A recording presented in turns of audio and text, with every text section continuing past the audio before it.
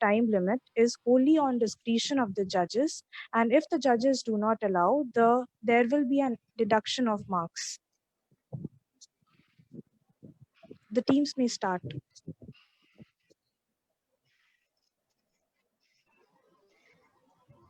Am I audible? Yes.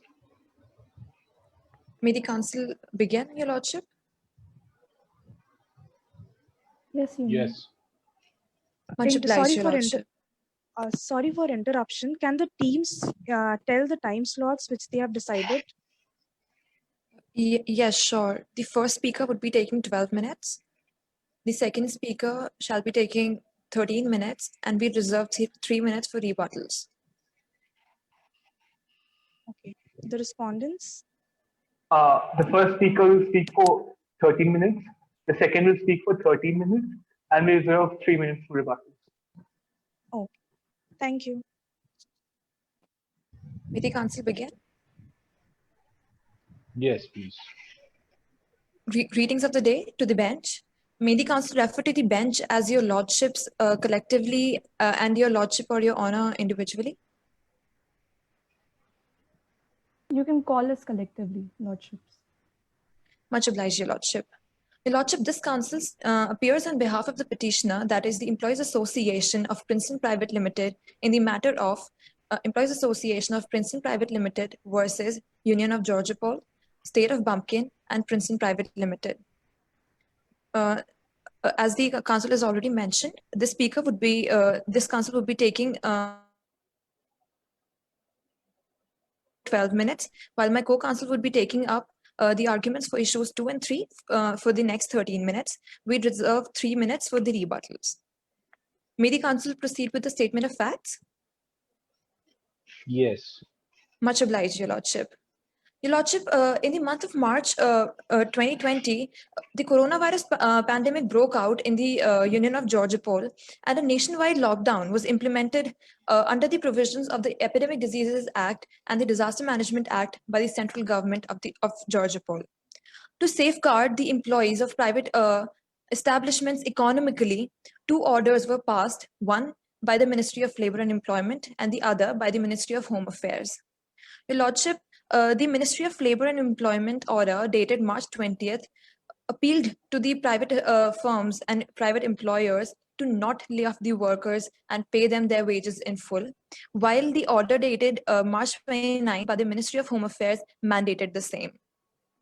Your lordship, the employees did get their wages for the duration of the lockdown, but no increment, which is generally given every year by the employer PPL to the employees, was given. In fact, your lordship, as the healthcare costs have risen in the pandemic, it is very necessary for the employees to get this increment in their wages. Due to these valid demands, the employees reached the management and put forward their concerns, and the management assured them it will take into consideration all their demands. Though even after waiting for 20 days, the management kept on assuring them, but took no step in furtherance of consideration or of awarding them any settlement or anything as such.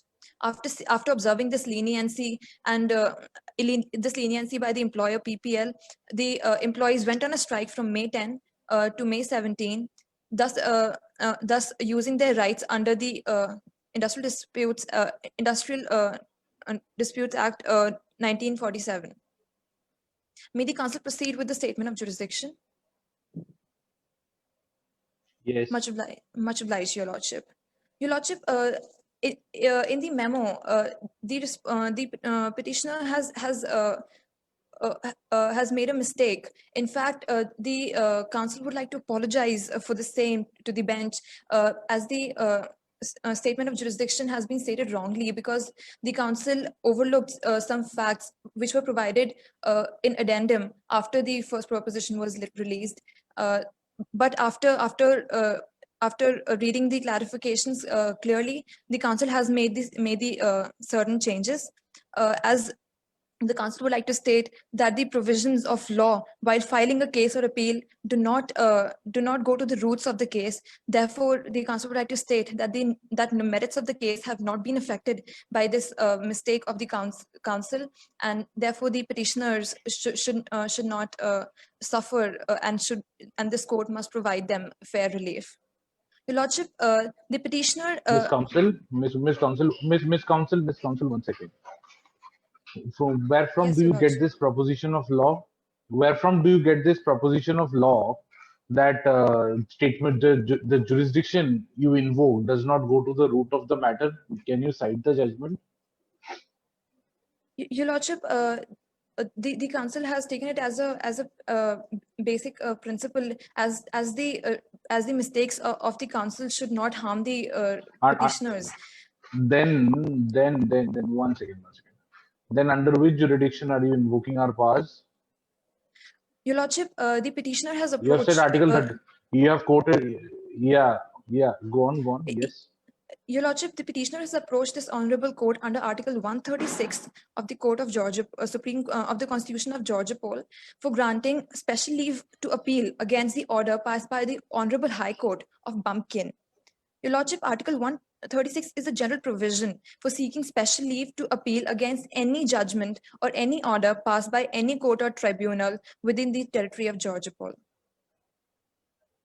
It is a general provision. Yes, Your Lordship. What do you mean by a general provision? Your Lordship, this provision has the nature of all the residuary powers of the Supreme Courts, so that if some matter which is it's a discretionary jurisdiction you have invoked. Yes, Your Lordship. Not a residuary power. What is a residuary power? Are we the legislature?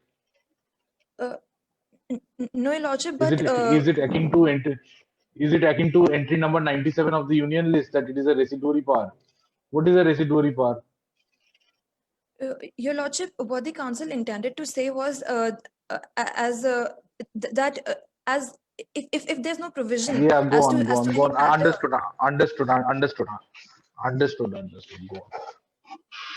on. Your Lordship, the council would now like to begin with the arguments of the case.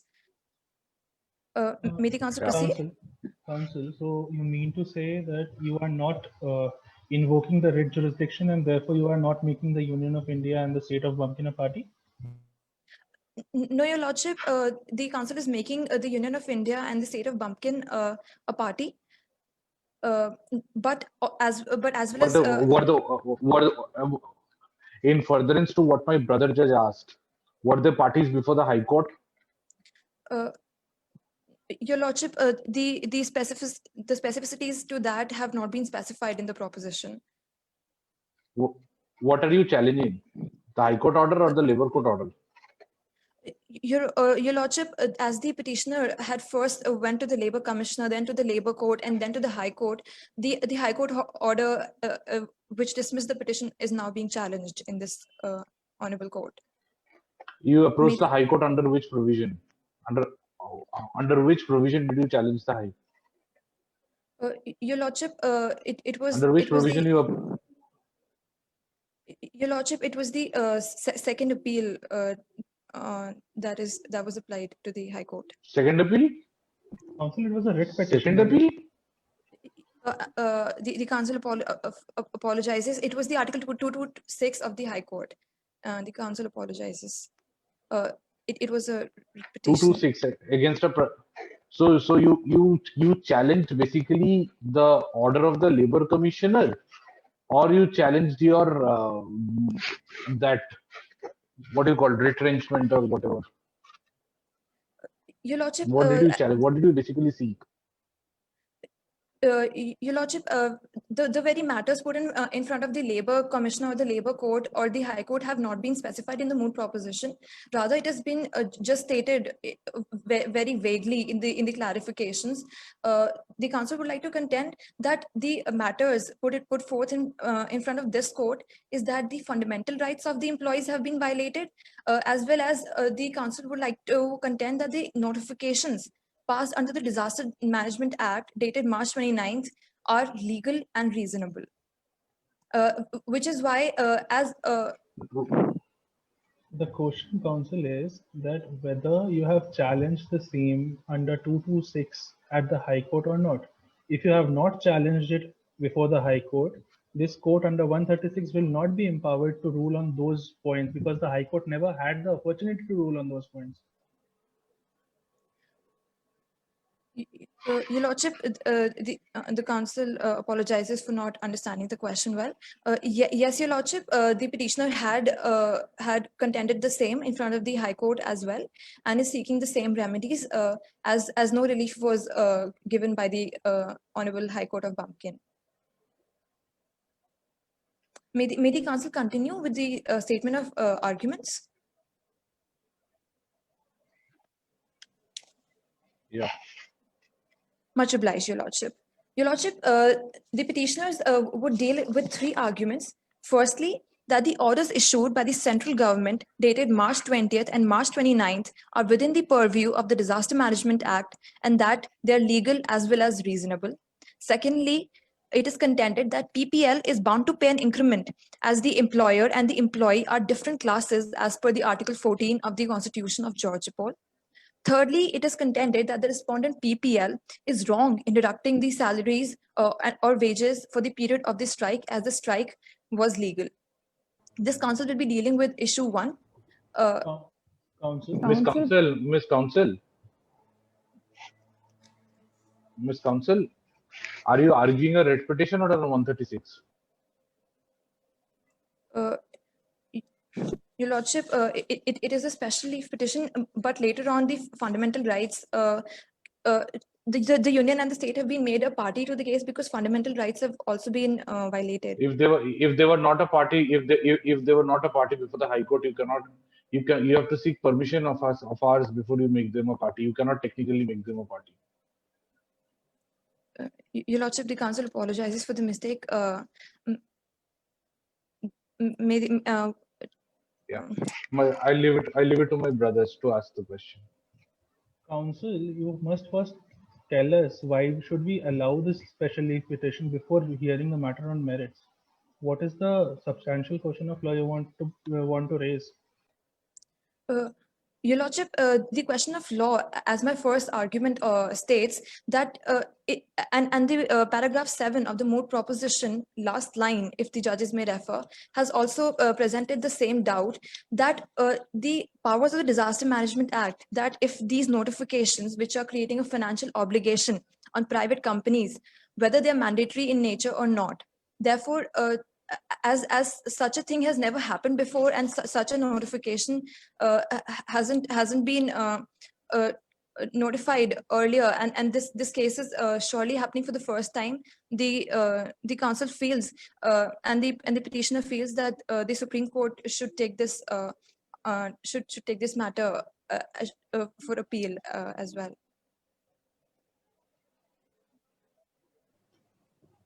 Counsel, it's all right that this situation has never arose before. We don't doubt that. But the point is whether under the Disaster Management Act, is there any power which is given to the committee to provide that wages can be cut by the employers or not? Whether the employers can be mandatorily asked to pay wages to their employees in such a situation, and whether DM Act provides for it or not.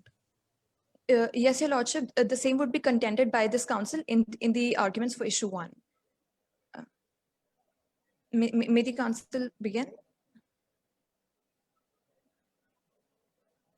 Continue. Your Lordship, in issue 1, it has been stated that the central and state government have authority to pass orders regarding the payment of wages by private establishments under the Disaster Management Act 2005. The council has divided this in 2 sub-contentions. That is, the notifications issued are within the jurisdiction of the Disaster Management Act and also the Constitution of Georgia Poll. The second sub-contention is that these notifications issued are reasonable and satisfactory. Your Lordship, under sections 35, clause 1 and Section 38, Clause 1 of the Disaster Management Act, it has been clearly stated that the central government is supposed to take all such necessary measures which are expedient or necessary for the purpose of disaster management or the mitigation of the effects of any disaster. The same power has been granted to Miss the state Council, government. Miss Council, 1 second. Miss Council, you are seeking your prayers against whom? The state or the private company? Your Lordship, You are arguing against. Your Lordship, You are seeking your like you like my question. I'll reframe my question.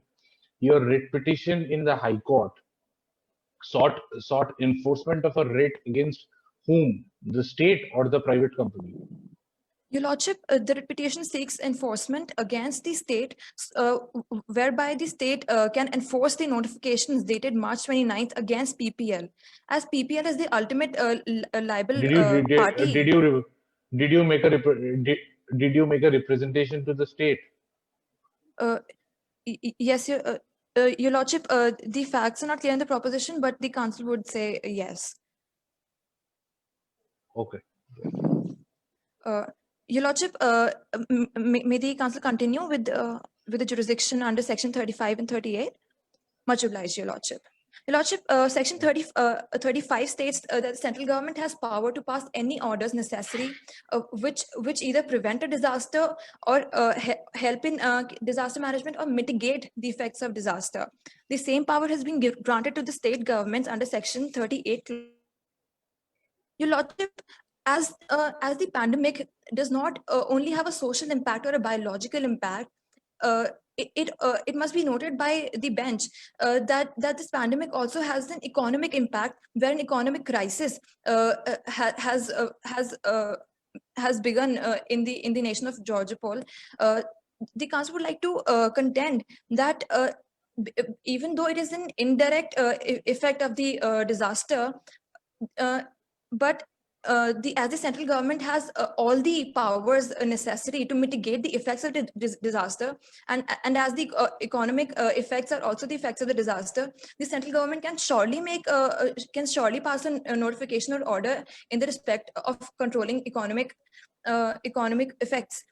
Your Lordship, if the judges may refer to page number 14, para 4, citation number 5. Lordship, in the Independent Schools Association versus State of Punjab, the Honorable Punjab and Haryana High Court stated that these notifications, Your Lordship, the council would like to emphasize that this is a very recent case of 2020 itself, which the judgment has been passed during the Corona times. The council would like to continue that the Honorable stated that these notifications execute a trickle-down effect and benefit all those people who are suffering due to the pandemic. Your Lordship, as the court has stated that these notifications, even though they do not give economic controlling powers to the central government, they are required because in the end, it is the human lives that have to be saved. And economic impact is actually a livelihood, and economic impact is necessary to save lives. The council would now proceed to to establishing the jurisdiction under Article 73 of the Constitution. Your Lordship, it is submitted that Article 73. Sorry, Article 73. Article 73 of the Constitution. Yes, Your Lordship. What does Article 73 has to do with this case? Your Lordship, Article 73 allows the central government to take any executive action on any matter which falls under the jurisdiction of the Parliament's lawmaking powers. Your Lordship, as the matter of labor disputes, trade unions, wages, etc., do fall under the concurrent list, entries number 22, 23, and 24. Your Lordship, this has been mentioned at page number 14, paragraph 8. As these entries give power to the central government, and the central government can always pass any policy decisions or any statutes, orders, etc., under this jurisdiction. Your Lordship, may the council proceed with subcontention B? Yeah. Your Lordship, the notifications issued are very much reasonable and satisfactory. This is because, as already stated in the Independent Schools Association versus State of Punjab, they execute a trickle-down effect, and they help in minimizing the economic and social impact of the pandemic. Your Lordship, unemployment and reductions in salary lead to problems of starvation and economic crisis for the daily wage workers. And Your Lordship, around 43 members of a total of 117 workers in PPL are daily wage workers, and PPL saying that they're just providing them the normal wages that they used to earlier, and at a time when inflation has risen and at a time when healthcare costs have risen, it is very unreasonable for them to say that these notifications are not addressing the right problems or are being biased. Council, before you continue, I just wanted to know that did PPL cut your wages, or did it say that I won't pay the salary? Here we are talking about increment of salary, right? So if Yes, Your there is no Lordship. increment, then how is it violating whatever has been provided under the guidelines of HMA or Disaster Management Act?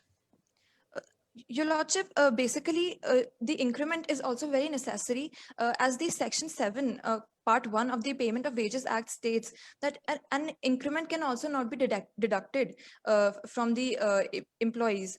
Also, Your Lordship, as the healthcare costs have risen, it is the matter of survival of the employees that is in question here.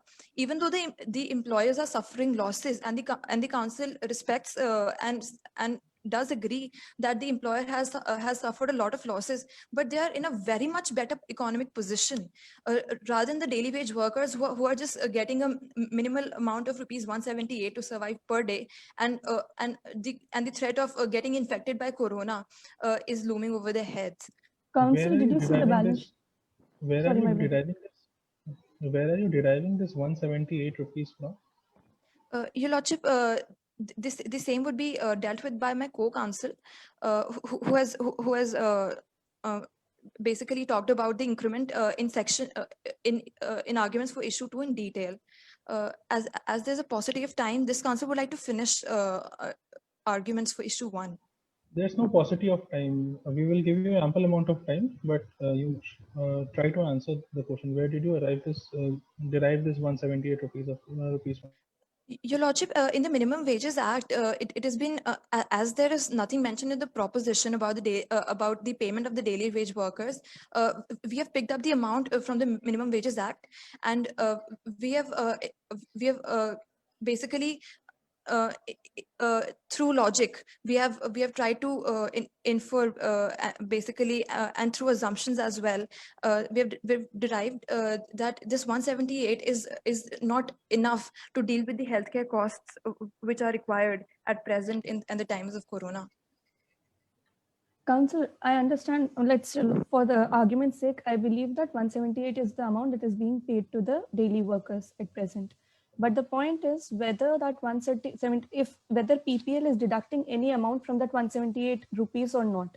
If it's not, then increment which you were supposed to get for this year, it's not mandatory for you to get it, or if there is any negotiation, if the employer is ready to ready to bend, then there is no point of this argument, because all the notifications which are there, it is simply talking about giving a payment which you are receiving at present. You're claiming for something which is much more than what you're getting.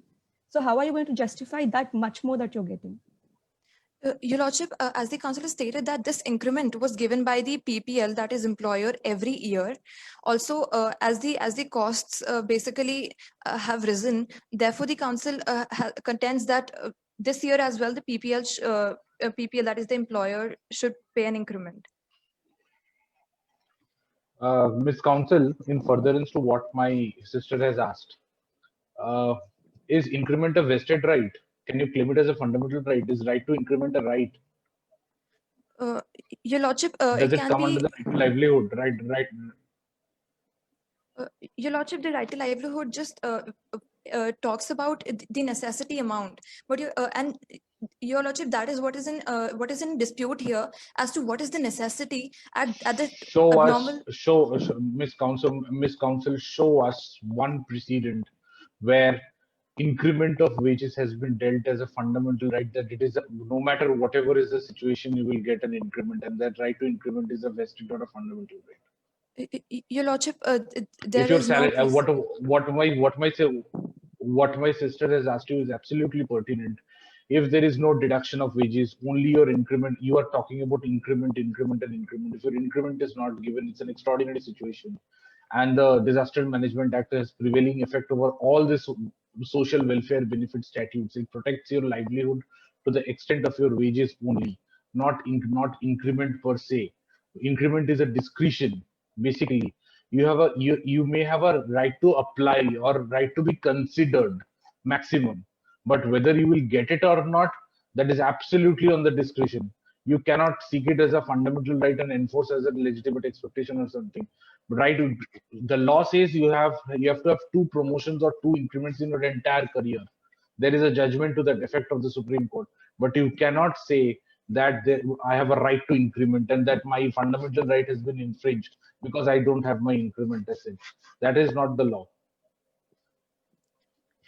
Your Lordship, the council agrees, and the council would like to. This council would just deal with whether the notifications passed are whether they are reasonable or satisfactory. Reasonability of the notification, we are not here to test under Article 136. That is not our domain of jurisdiction. Reasonable, non-reasonable, unreasonable, arbitrary, that is a subject matter of writ jurisdiction. We are not here. We are to test here the judgment of the High Court, how far it is correct or not. 136 is made for that purpose. We cannot convert 136 to Article 32. It was done only once. If you can cite a precedent where it was done, we may allow you to proceed with that. Lordship, the council pleads ignorance about that precedent. You could, like, in very rarest of it happened only once or twice in the history of the Supreme Court that 136 has been converted into Article 32 and being heard. But here we don't feel it necessary because you see, we have first of all invoked a writ jurisdiction and come up under Article 136 of the Supreme Court of the Constitution. And we being the judges of the Supreme Court, we have to test basically where the High Court has gone wrong, in where your where it is so shocking, and where whether natural justice has been violated or not, or whether any fundamental rights has been violated. Now tell us what fundamental right has been violated. We are just on that. Reasonability of the notification is not the question over here. Has the High Court ruled on the reasonability of the notification? You are seeking support from the notification. Why are you justifying the notification? And the notification you are justifying now. Now let us come to the facts. When did you file the writ? Your Lordship, the writ was in Supreme Court was filed on July 20th, but about other courts, it has not been made clear in the proposition. And then, are you aware of the judgment of Supreme Court, interim order of the Supreme Court in Ficus Fox? Yes, Your Lordship. It has narrowed down the effect. In what manner did it narrow down the effect? Your Lordship, basically, the Supreme Court in its interim order stated that comparing the legality of the notifications under the DMA is not a very pertinent matter, and it can be dealt with later on. But presently, basically, hearing from both these sides regarding now see what we are hinting at, what at least I'm hinting at. I leave it to my brothers after that. I'm hinting at is Supreme Court made two pertinent observations. One, we cannot enforce 100% payment of wages, maximum 50 to 75%. That is a specific observation of Supreme Court. And they said that whatever wages have to be paid has to be there has to be a resolution between the employer and the employee, and the labor commissioner or the settlement commissioner has been empowered to negotiate the terms of settlement. Right? Now, yes, that the notification you are seeking to enforce of March 2020, 29th March, a major notification that was withdrawn in June. Your Lordship, as per the proposition, the notification has not been withdrawn.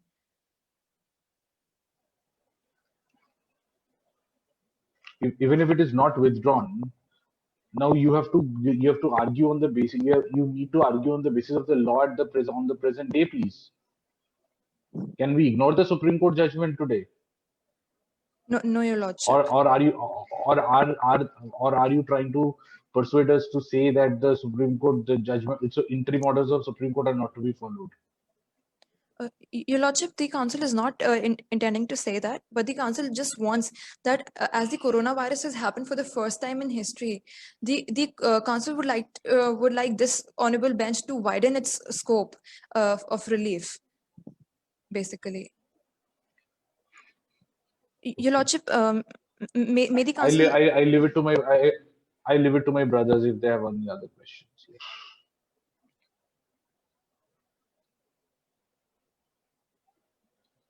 Your Lordship, may the council.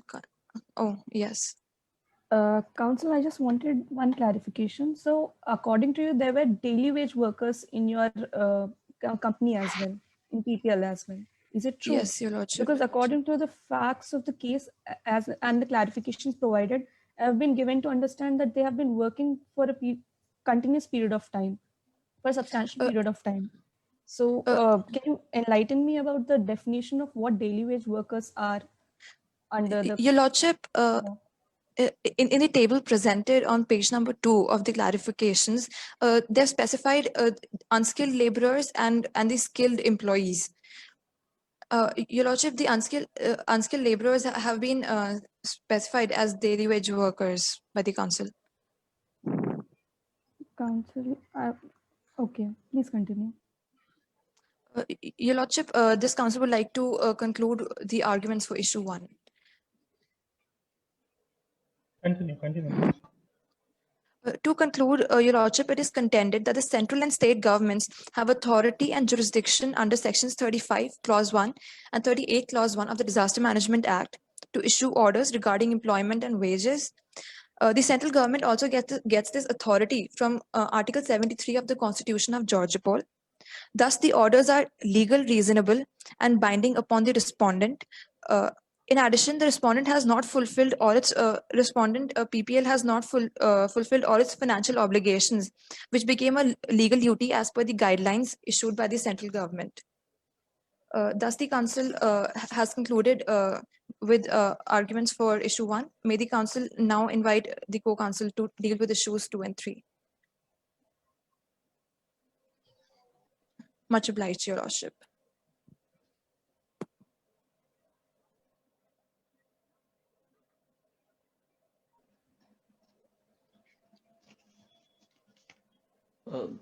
Greetings to the bench. The council hereby seeks permission to proceed with the second issue.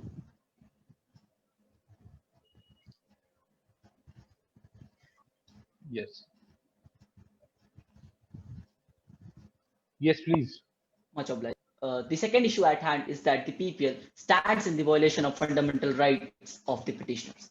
It is humbly submitted before the adjudicating authority that the PPL violates the fundamental rights of the petitioners, which shall be proved via 2 submissions. Yes, wait. Adjudicating authority? Who is the adjudicating authority over here? Who is the adjudicating authority? Are we adjudicating authority? Are we authority? Your Are we authority or the Supreme Court? Supreme Court. The council seeks apologies for the misconduct. Please go on. Firstly, that the PPL stands in the violation of right to livelihood and wages under Article 21 of the Constitution of Georgopol. Council, And secondly, apologies. violation of.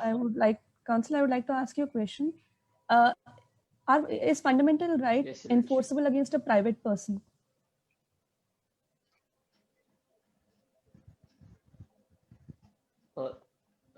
No, your ladyship, but as it can be seen that all the other options have been exhausted, and as the scope of the Article 21 is very vast, so it can be seen that as the wages, as the petitioners and the employees have nothing, have no door to knock, as the Honorable Supreme Court is the last last person to seek the remedy for, as it can be clearly seen that their requests have been quashed thrice by the Labour Commissioner, then the Labour Court, and then the High Court. But there is no fundamental right violation per se if there is nothing enforceable against PPL. There's no violation, then how can we enforce something? How are you contending? You're contending that your fundamental rights have been violated by PPL. How are you doing so? On what grounds are you doing so? Is there a judgment which states that PPL will be equivalent to a state? That's why you're saying that your fundamental rights are being violated? On what grounds No, should Your we hear your Ladyship. case? Your Ladyship, the Council humbly submits that as it can be seen that the fundamental rights, the scope, the ambit of fundamental rights is very vast, and the main objective is to save lives. And the constitutional provisions should be interpreted in a more, liberal manner. One second, Mr. Council, Mr. Council, one second. What my sister is asking is completely different, and the lecture you are giving is completely different. It's not about emotions. It's about legal arguments based on facts. Number one. Number two, what my sister is asking you is a very pertinent question. First of all, tell us, if I break down the question, first of all, tell us, were you contractual employees or regular employees? Were you contractual, meaning not only period of contract? Did you sign a contract of employment before joining the office? Did you answer? No. Your Lordship, the proposition is ambiguous Is ambiguous. with Okay. this particular issue, that whether Okay. they were Now the contractual. second. Yeah, whether they were. Now the second issue. Now the second issue. My sister has put to you a question that how are you seeking Article 21 against PPL, within triple PL, which is PPL, sorry, which is admittedly not a state under Article 12, right? Correct? You agree to that? It's not a state. Do you agree Yes, to Your the fact that it's not a state? Then how can you enforce which judgment supports you, and how do you get, does it have a public function? Under Article 136, how do we Your Lordship, can you please? open up the ambit of under Article 136, how can we open up the ambit of Article 21, please? And how against a private player a writ? Please. Your Lordship, Please answer my sister's question. Please answer my sister's question in furtherance to what I have added, basically the narration. Yeah.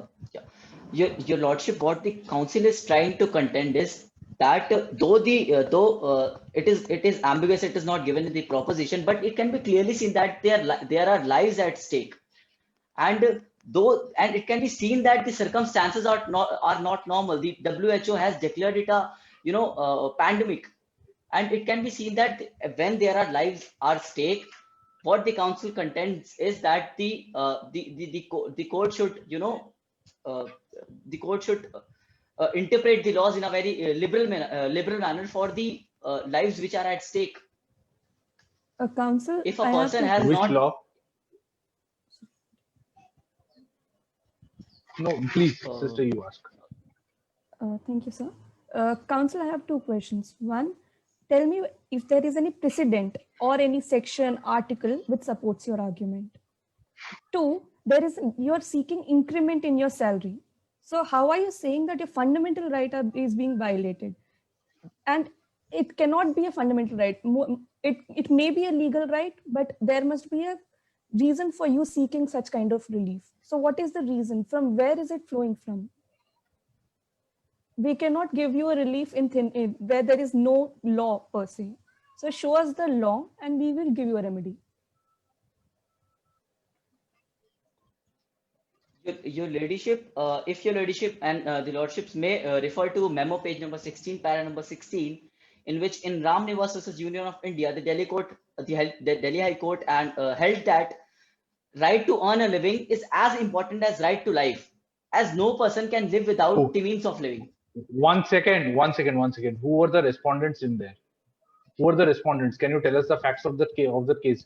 Don't straight jump to the ratio of the judgment without stating the facts. How do we know which judgment, where does it come from? Does it come from the heaven? You are speaking as if we are aware of every other judgment. Please state the facts. The council seeks apologies, Your Lordship. Your Lordship, the facts of the case were as Ram Nivas was a worker, and he has been absent due to his health issues. And what the company did is they deducted due to the absenteeism, though because he was absent, the company deducted their wages, the wages of the worker. Who, And Council, who was the who? Was it a writ petition? yes, Your Lordship. Yes, my sister wants to ask you something. was it a private company against whom the whole case was filed against? No, Your Ladyship, it was a public utility, but what the council is trying to contend is that what is important is the principle which derived from the case, not the facts. Council, to for the Fantastic case argument. to Fantastic apply, argument. for the case to apply, it has to have a similar kind of fact, isn't it?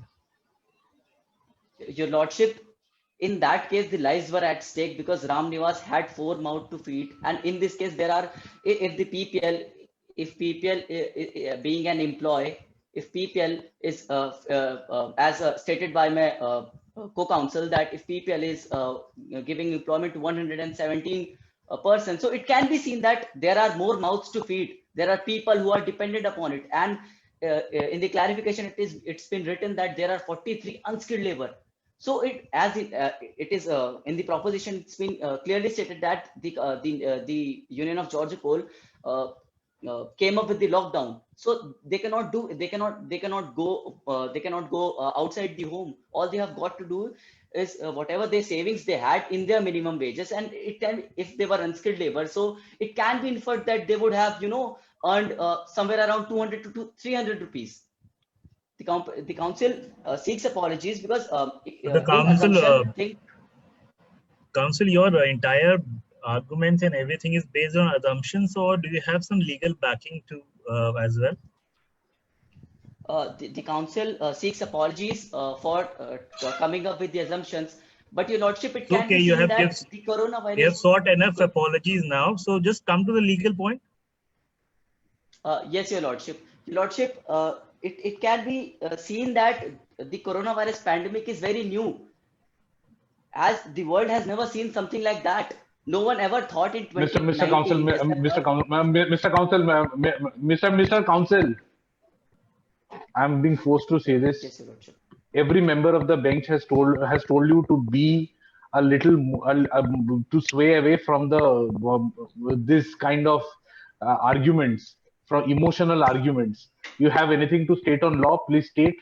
Otherwise, you can go on to your prayers. Don't give us lectures or bhashan.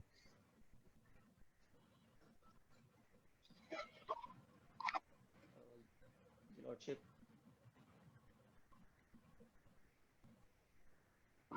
What you are stating, what WHO has stated, what this person has stated. What does that got to do with this? Is the WHO directive binding on the Supreme Court? My brother just pointed it to 1 second ago. My brother pointed it out to you. Your argument, entire substratum of your argument is based on assumptions, presumptions, surmises, and conjectures. And you are going on arguing this person has said, that person has said, there were so many mouths to feed. Are you enforcing directive? Are you writing a research paper, or you are trying to enforce directive principles of state policy? Go and enforce it before the High Court. Why have you come to us? Show us the illegality. That will be all. Argue your issue on legal principles, please.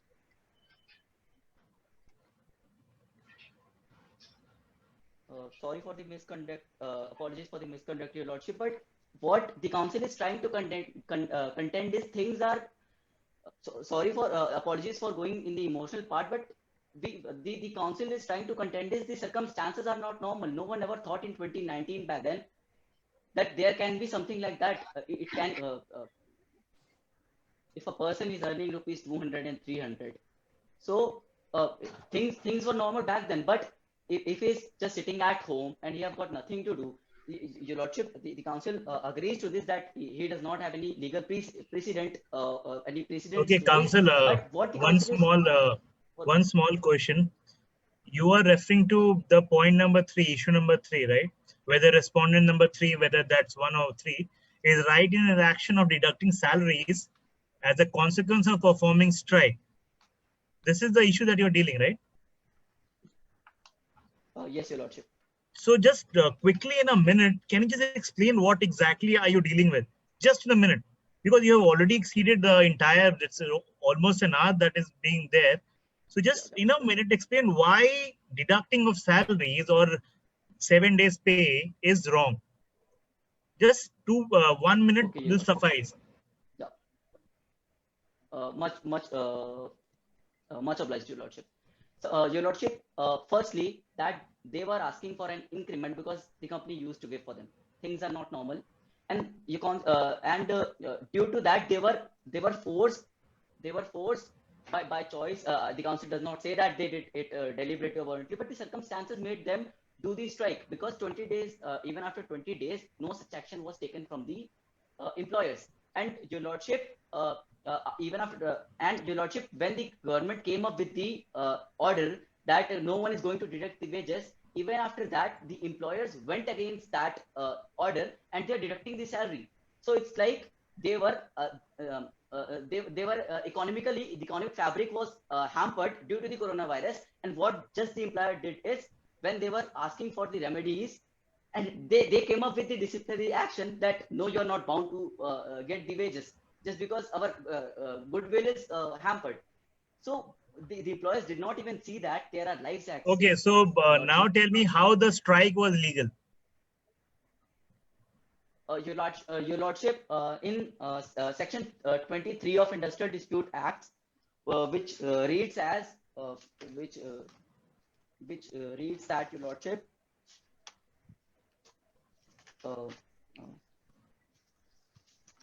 General Lordship, provisions it reads regarding as strike and lockouts. yeah.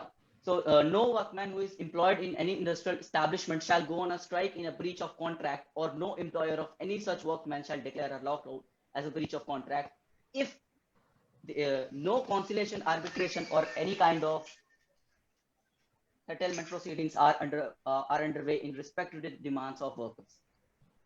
Your lordship, your lordship, unlike the section 22 and subclause 1 of Industrial Dispute Act 1947, which particularly talks about the public utility, it says that no worker of a public utility. But in section 23, it is not even written that it's clearly written that no workman who is employed in any industrial establishment shall go on a Then what is strike section or lock. 22? What is section Sir, 22? your Because lordship, your argument advance mentioned about 22 in paragraph 31. yes, your lordship. Your lordship, section 22 deals with the public utility companies, and in the clarification, it's been clearly stated that it's not a public utility. So, Where in the clarification, can you point me to the paragraph? In the clarification, in the first point, PPL is not funded by the government, hence it shall not be interpreted as a government company. And yes, your lordship. Is a government company at par with a public utility service? Your lordship, it does not come under the ambit. No, your lordship. Then you are again using assumptions and surmises. What is public utility service? Tell me, where is it defined in the IDA? Your lordship, the council would take a minute to open it, to open the Industrial Dispute Act. Can the council do that? Please open it. Open section 2N, read it, and then open schedule 1 and read the second item.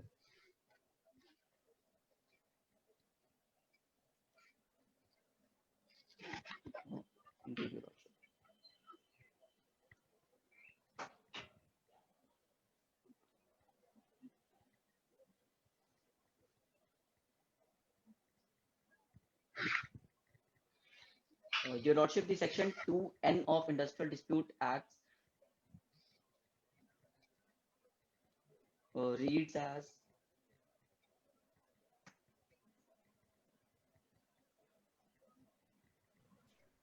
Now, this is one place where you should be prepared and where it's written, where assumption won't work, but legal knowledge, legal definition works there. Right. So just read it fast. You have already exceeded your time.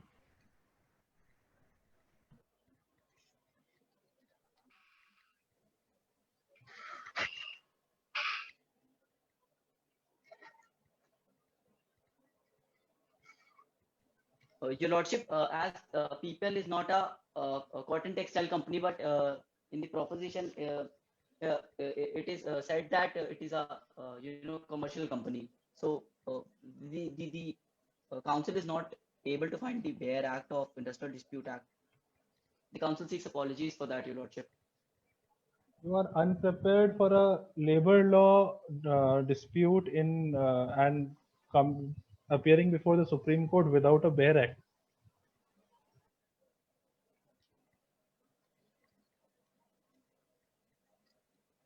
Your Lordship, the council believes that it's not a public utility company. What you believe is not our concern. What is the law? Please tell us. You may believe 1,000 things. If you are done, please go to your prayers. A lot of time has gone. If you are not aware. What are your prayers? Yes, Your Lordship. You know your prayers? Lordship, wherefore, yes, Your Lordship. Yeah. Should the council. Yeah. Wherefore, in the light of the facts stated, issues raised, authorities cited, and arguments. One second, Mr. Counsel. Are you taking a constitutional oath or something? What is this? What is this? What is this? What is this? Are you taking oath? Your Lordship, sorry, can you please repeat the question? Are you taking oath? It's a gesture. What is this? No, Your Lordship. Your Lordship. No, it's a please. gesture, That's not that's a wrong gesture. That's a wrong gesture. That's a wrong gesture. That's a wrong gesture. Please, you don't do. Your Lordship, This is not the practice of the court that you take an oath. Your Lordship, the council seeks apologies for that, but in the as due to the pandemic, also thanks to the pandemic, that we are having a virtually meeting. So in the Council, as a just result go of on with the complete. go on with the prayer. Go on with the prayer.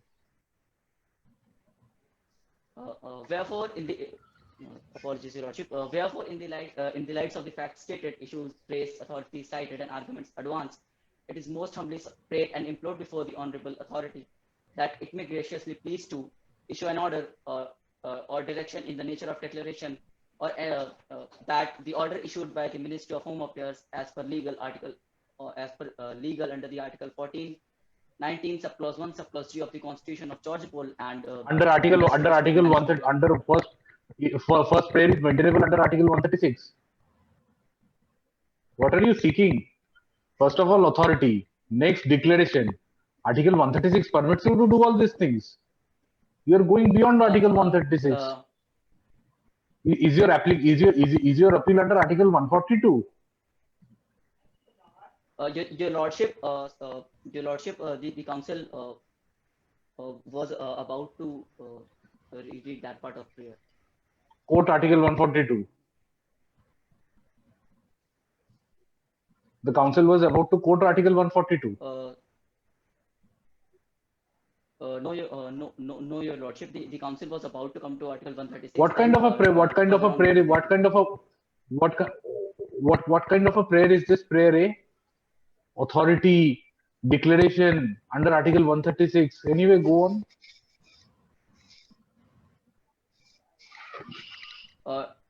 Declare that the respondent people is bound to pay an increment to the employers. adjudged the strike organized by the Employees Association from May 10 to May 17th as illegal and justified, and as per the provision of Industrial Dispute Act.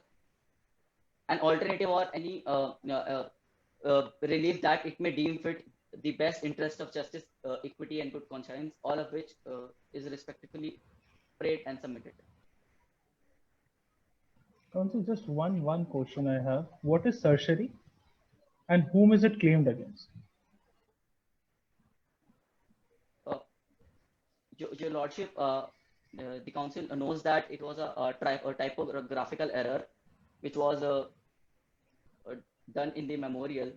Basically, Your Lordship, certiorari is a writ or an order by which the High Court reviews the case tried in the lower court, and as the Council seeks apologies for that in the memorial, it was, you know. Okay, we accept your typographical error. Just a knowledge-based question: what is certiorari in as a whole? What is certiorari? Like, forget that you have mentioned anyway. I'm not asking about the memorial that you have submitted. What is certiorari? Your Lordship, writ of certiorari is the primary means of a petition of the court.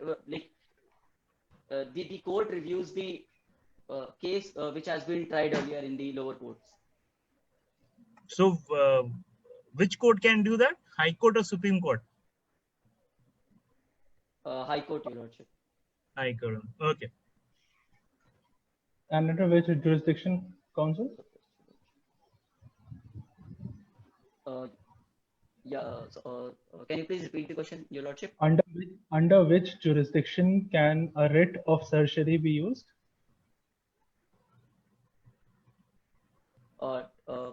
Article 226 and 32, Your Lordship. And 32 under which court? Supreme Court, Your Lordship. Supreme Court. So you're saying certiorari can also be filed in Supreme Court, but 2 minutes before you said it cannot be done. Your Lordship, the Council seeks apologies for that. Seeks apologies? Again, Apologies. Ignorance. You can say ignorance as well, not a problem. Your Lordship, the Council humbly agrees to the mistakes done by the Council, but Your Lordship, the mistakes done by the advocate should not be, you know, the sufferer should not be the petitioners who have been craving for even a bread. There is no, as it stated before, that there is no bread enough for that. Okay. I think we have crossed 1 hour supposedly. So let's call the other side. I think the respondent should start now.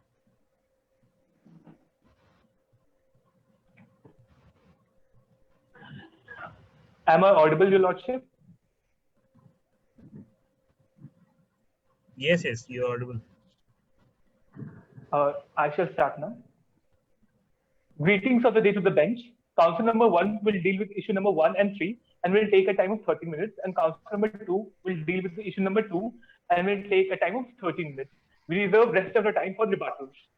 Your Lordship, the counsel for the respondent would like to state a few facts before moving towards the arguments, and they are: number 1, that the employers faced humongous loss owing to the lockdown. Number 2, that the employer complied with the government advisories despite facing those losses. And number 3, that the employees went on a strike without any notice. Fourth was the fact that the council wanted the Honorable High Court to pay, Honorable Supreme Court to pay the special attention to. And before arguing before this Honorable Court, I would like to state that as in the Ram Niwas versus the Union of India was a Delhi High Court judgment in which was against the acts of the Indian Air Force and not against the Public Utility Service, as claimed by my able opponent. Now, moving forward with the arguments, Your Lordship, the first argument is that the petition file is not maintainable. And although my able opponent has changed the jurisdiction at the last moment, still the council would plead on this argument to the best of its ability. It is submitted before this Honorable Court that Article 136 is not an ordinary forum of appeal, and the power under Article 136 should only be exercised in exceptional cases. for its invocation, it has to be shown that the Supreme Court, if the Supreme Court does not interfere, then it would lead to substantial and grave injustice, and no such thing is happening in the present case. Your Lordship, the case in hand involves at best a question of fact and not of law. It is humbly submitted before this Honorable Supreme Court that Supreme Court has already recognized the rights and the ambit of Article 14, 21, 23, and all, and therefore the contention of the petitioner that the acts of respondent was illegal and that it wait a second, fundamental... excuse me, hold on a second. Did you just mention Article 23? Apology for the same, Your Lordship. No, because you have mentioned that in your statement of what's this summary of arguments as well. So no, I'm not. It was of the best of the judgment of the respondent that they would have approached against Article 23 as well, but since they did not, so we are not arguing against Article 23 here. Okay. Moving forward, Your Lordship, it is humbly submitted that the contention of the petitioner that the act of respondent was illegal and that it infringed the fundamental right of the employees is purely a question of fact and not of law.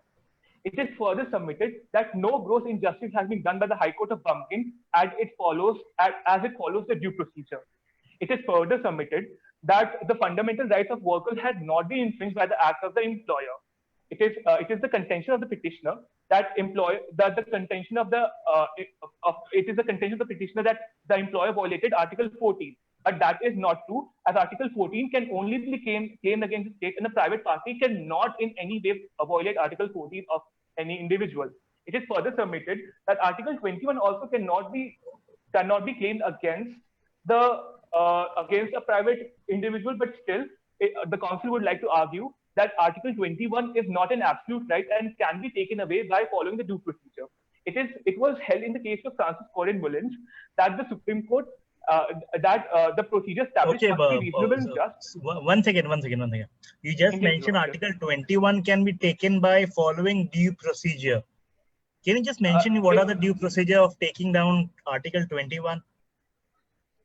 The due procedure are established between various statutes and the acts of the Parliament. Which, some examples? Like the because as far as I know, Article 21 is rarely taken off. Even in cases of emergency, the Article 21 stands correct. So how do you take down Article 21? It is the contention of the responsive respondent that Article 21 enshrines right to livelihood within it, and which also entails that we have to pay them the wages as specified. But here, it has been established in the Payment of Wages Act and the Industrial Dispute Act that there are grounds in which we can deny them that are the due procedure that the council has referred to here, which will be. Okay, so you're referring to the payment of wages. The payment of wages that you have deducted, that you can remove it. You're not basically comparing entire Article 21, I suppose, from your arguments. Indeed, Your Lordship. Right. Okay. Just can you come to the page number 13 Roman numerals, where you have written summary of arguments. First para, whether the petition is maintainable. Yes, indeed, Your Lordship. Yes, so come down to the second paragraph, which starts with the impugned act of the employer did not violate the fundamental rights of the employees under Article 23. Indeed, Your Lordship, it was the best of the judgment of the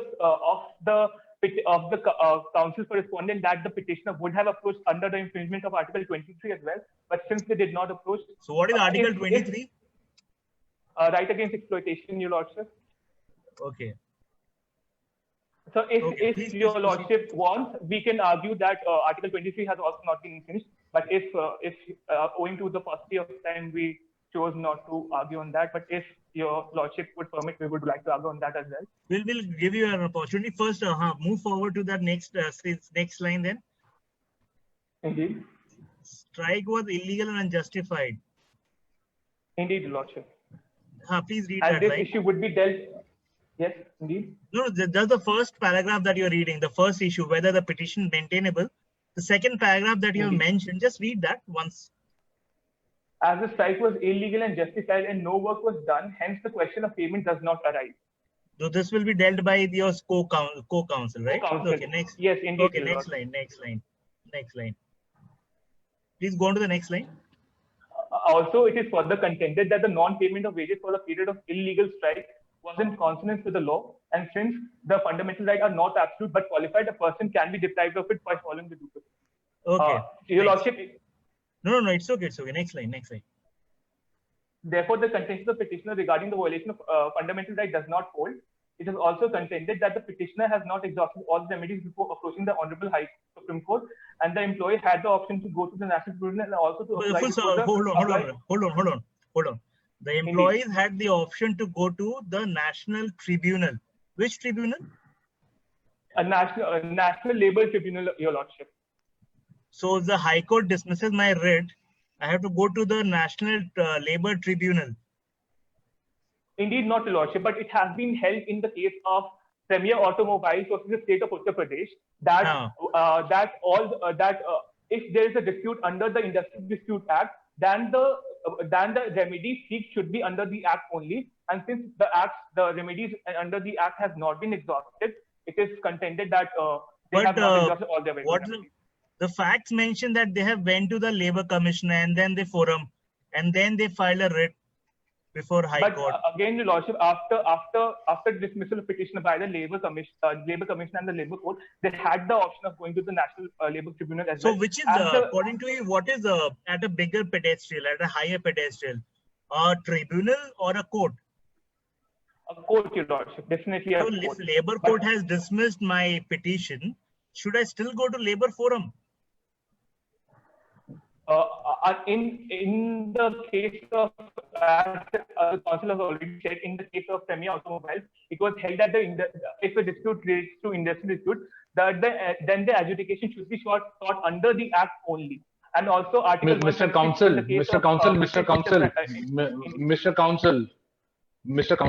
Counsel, what my brother is asking you is simple a legal proposition. Don't go on quoting judgments. He is asking you one simple fact, that the statement you have stated that why have you, like, after dismissal from the Labour Commissioner, you have written that they have not exhausted alternative remedies before coming to the Supreme Court. This is your exact statement, right?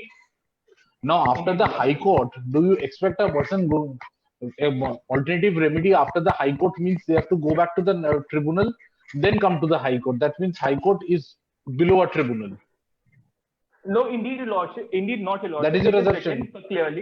It is written clearly that the petitioner has not exhausted all his remedies, but before approaching the Supreme Court, it is nowhere written in. It is not our contention that after the rejection of High Court, they should have gone to the tribunal. We contend that before approaching the High Court, they should have approached. Correct. I got your point. Now, please explain what are the different remedies that I had after my writ petition was dismissed before the High Court. Because I have gone to three. Let me complete. I have gone to three forums. One was the Labour Commissioner, second was the Labour Court, and third was the High Court. Now, which forum do you want me to go again? We would like to. I contend that they should have approached for a revision, in the High Court itself, or they would have appealed to a higher bench in the High Court. They had the option. Okay, so you want to say revision or review? You want to say revision or review? One second. Review petition, Your Lordship. Review petition. So you want to seek a review of the. Okay, so I'll take that you want to say that they should have gone for review of a High Court judgment. Okay. Revision, Your Lordship. Revision. Okay. Apologies for that. So what is Article 136 of the Constitution of India? Article 136 states that any. Do you have the Bare Act with you? Article 136. Indeed, Your Lordship. Please read it. Your Lordship. Please read it. Article 136, specially petition to appeal by Supreme Court. Notwithstanding anything in the chapter, the Supreme Court may, in its discretion, grant special leave to appeal from any judgment, decree, determination, sentence, or order in any case or matter passed or made by any court or tribunal in the territory of India. Okay, so it says that it can be done against any order, judgment, decree passed by any court in India. So I think they have exhausted, or they haven't, Do you know any judgment which says that you have to exhaust all your remedies before coming to Supreme Court under 136? Any citation that you have cited? Under the dicta of British India's Steam Navigation Corporation versus Jagdeep Singh, Your Lordship, it was held Where that is Supreme that Court mentioned? Which footnote? In page number, Your Lordship, 1 second, Your Lordship.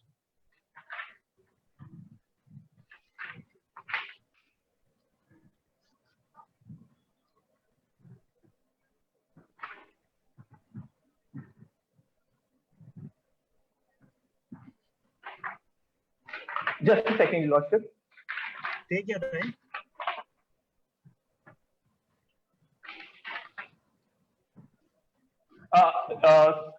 On page number 4, citation number 17. Citation number 17. Give me a second.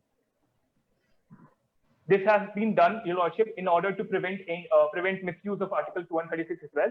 Also, there are exceptions, the Council agrees, but it is mostly the practice of the court that all remedies should have been exhausted. That's correct. You have written a nice citation. What are the facts there?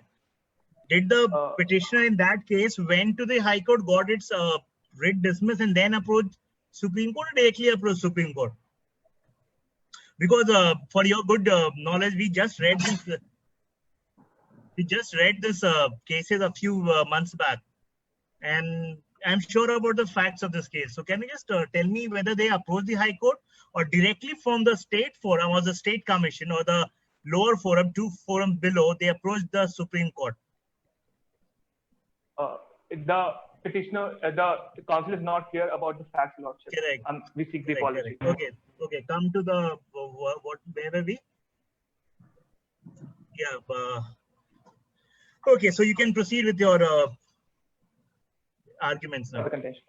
Indeed, Your Lordship.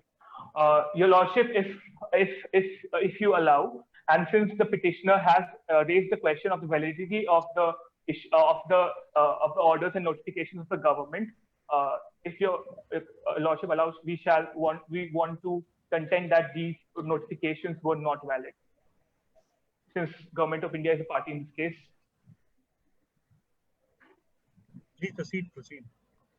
So, Council, you are representing the Government of India. You are representing. Indeed, not, Your Lordship. Indeed, not. And you are representing the company as well.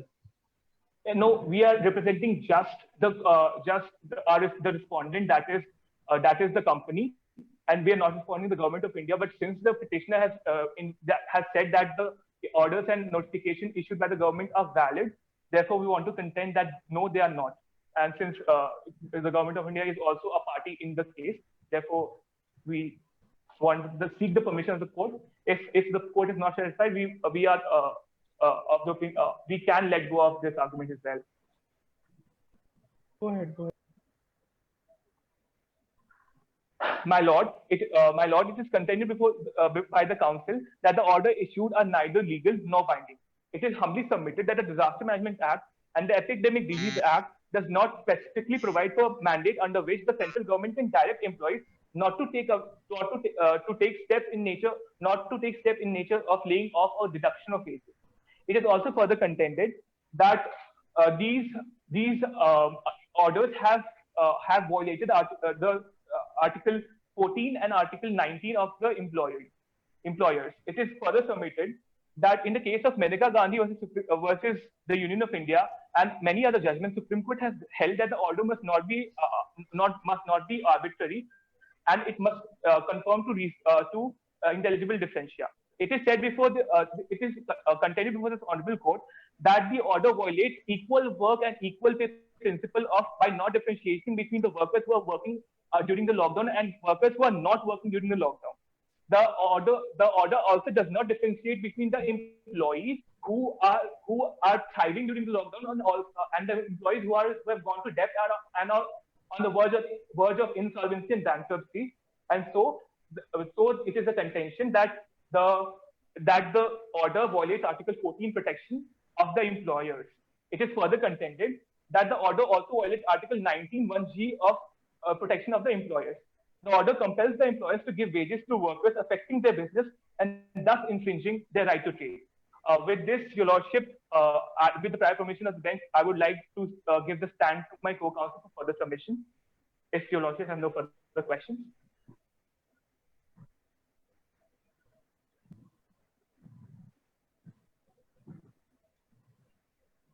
Am I audible? Yes, yes, please. I would like to give the stand to my co-counsel. That's all, Your Lordship. So issue number 3 will be also dealt by you. It has already been dealt, yes, Your Lordship. Okay, so already dealt. No, so that's why I'm clear. Can you just come to page number 14 of your arguments, summary of arguments? Summary of arguments, Your Lordship. Yeah, summary of arguments. Roman numeral 14.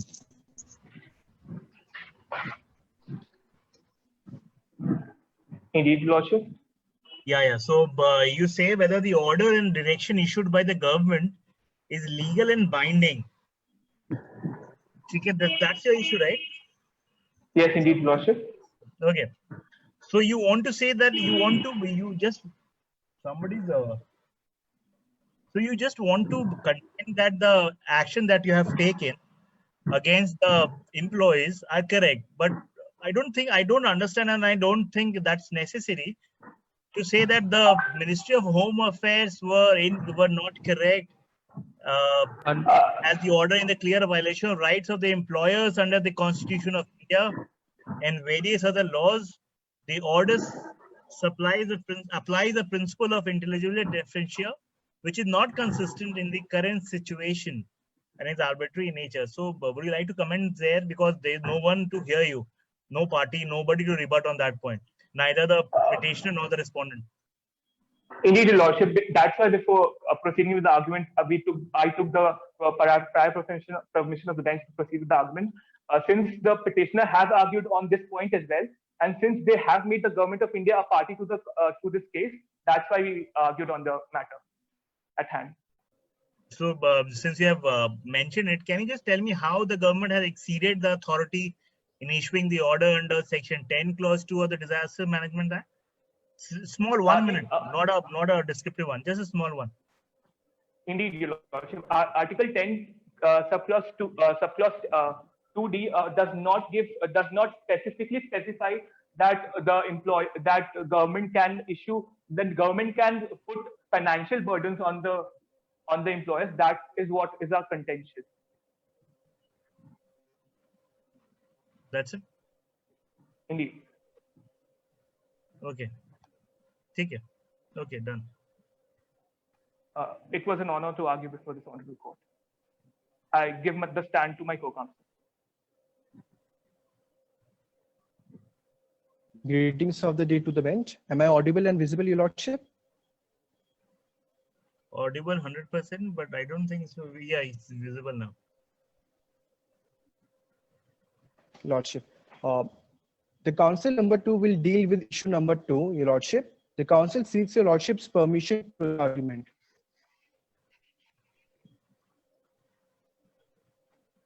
Please proceed. Much obliged. It is humbly submitted before this.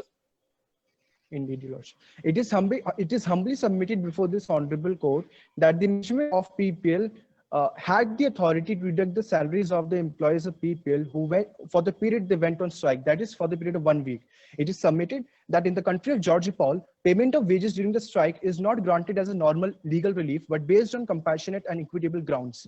The points generally considered by courts of Georgia Paul while awarding a strike pay is that whether the strike in question is legal and justified or not. It is a contention before this court. The strike in question is illegal and is both illegal and unjustified. The council would come to the point that the strike in question is illegal.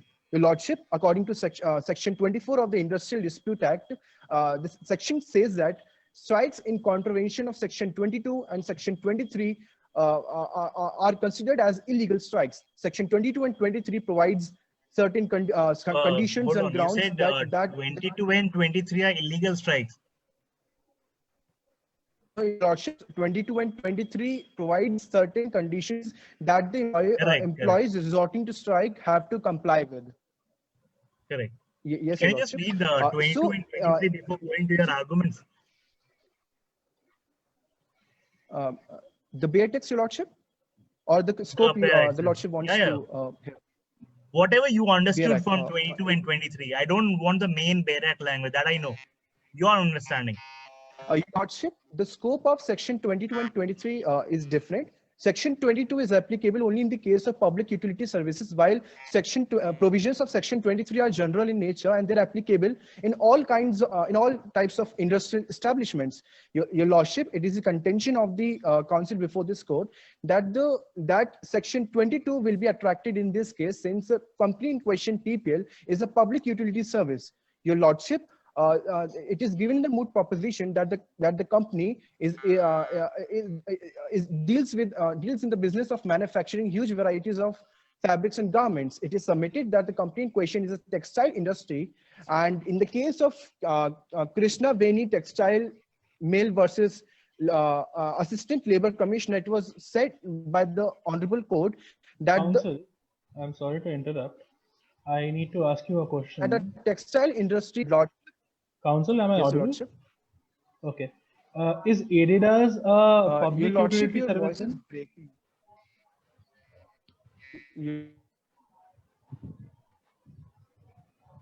I think there's a technical issue with the second council. Yes.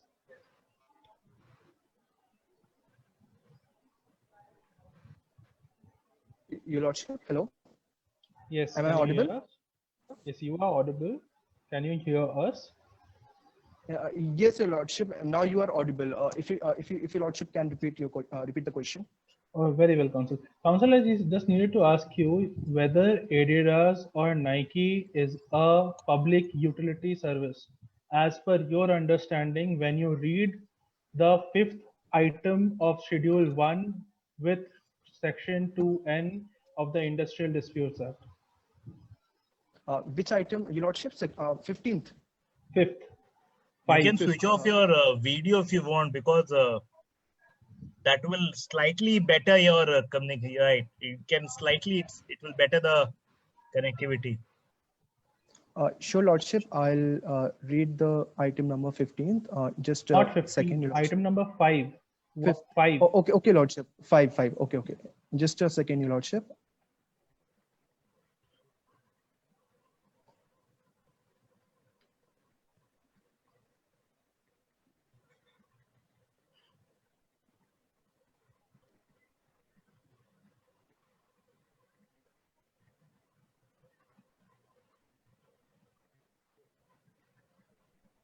No, Lordship. The item 5 says cotton textile, and Nike and Adidas, they do not deal with cotton. They do not deal with cotton manufacturing, cotton Very textile. well, very well. So now you tell me, how is your company a public utility service?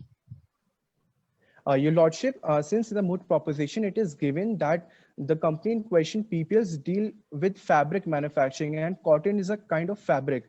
And therefore, the company in question is a textile industry, which is a public utility service, as said by the Honorable Court.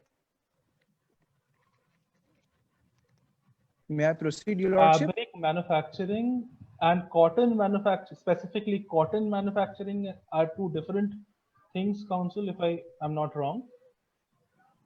Your Lordship, no, Your Lordship, cotton manufacturing, cotton is a kind of fabric, and people Cotton in question is is a given kind that of fabric. I agree with you over there. Cotton is a kind of fabric. So is everything else. Nylon, everything else is a kind of fabric. Yes, So if Lordship. tomorrow your company shuts down, will it cause public problem? Public at large will be affected, or because if it does not, public utility services won't be there for your company. Indeed, Your Lordship. As it is said that public utilities, they deal in businesses.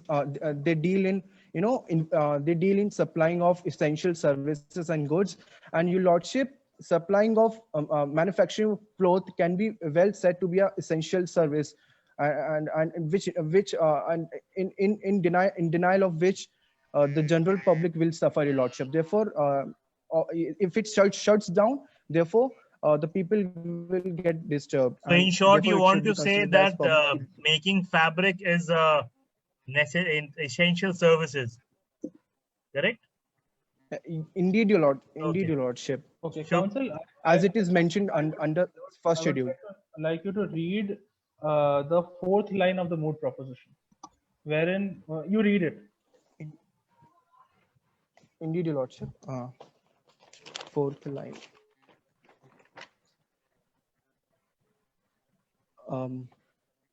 People is a world-renowned company and is a fourth runner in the business of manufacturing huge varieties of fabrics and garments.